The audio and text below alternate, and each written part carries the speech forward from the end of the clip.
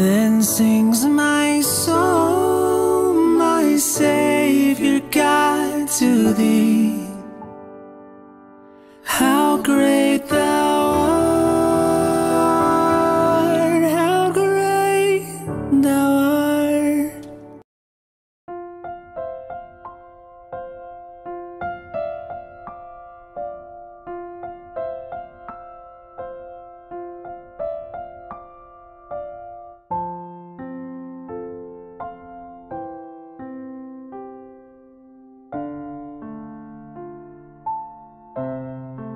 Suatu hari, setelah berjam-jam lamanya bermain ski air, Tut Houston remaja sedang membereskan tali-tali skinya.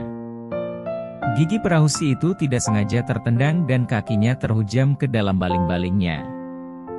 Dalam waktu sekejap kedua kakinya cedera berat. Para dokter mengatakan bahwa hanya sedikit sekali peluang, ia dapat berjalan kembali. Perlahan-lahan Tut pulih dari luka-lukanya. Namun, penyakit tulang secara berangsur-angsur menyerang kaki kanannya, dan pada tahun 1981, ia harus diamputasi.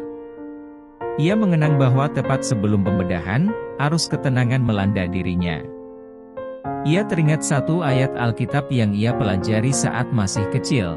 Kebenaran mendahuluinya dan mempersiapkan jalan bagi langkahnya.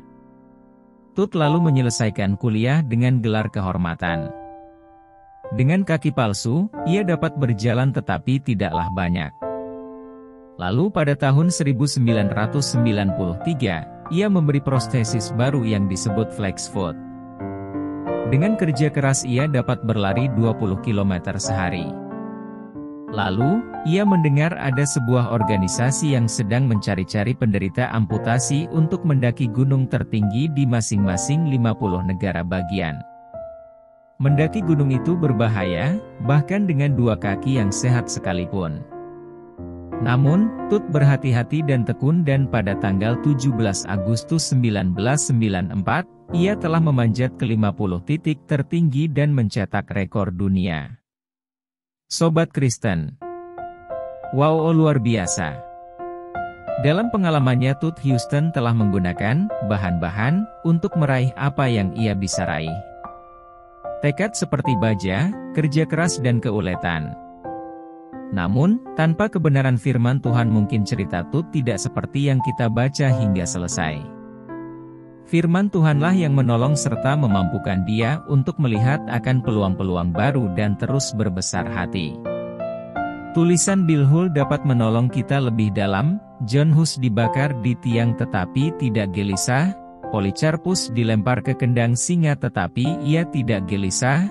Yesus Kristus Sang Mesias digantung di kayu salib tetapi ia tidak dikalahkan oleh situasi yang mengelilinginya. Seseorang akan merasa gentar atau gelisah dalam sebuah ajang lomba atletik, sementara pada waktu yang sama orang lain bisa merasa damai sejahtera sekalipun di hadapan kematian. Shalom. Tuhan Yesus memberkati.